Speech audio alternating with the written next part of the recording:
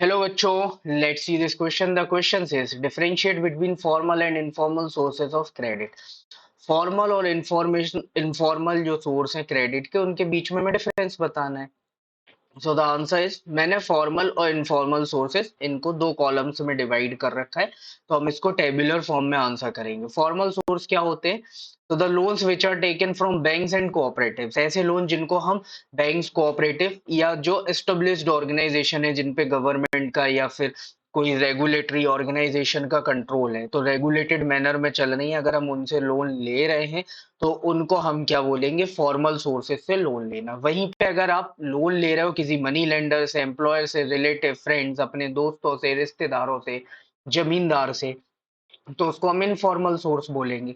Formal source में जो है आरबीआई का सुपरविजन रहता है. Formal sources are supervised by RBI.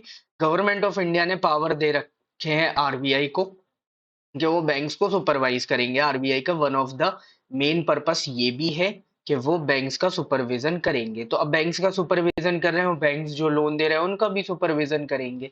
लेकिन ऐसे सुपरविजन करने के लिए इनफॉर्मल कैटेगरी में कोई भी एजेंसी अवेलेबल नहीं है, क्योंकि आप अपने दोस्त से लोन ले रहे हो तो उसको जाके कौन चेक करेगा? हर एक घर में जाके कोई चेक नहीं कर सकता है. तो इनफॉर्मल सोर्सेज के लिए कोई सुपरविजन नहीं होता है.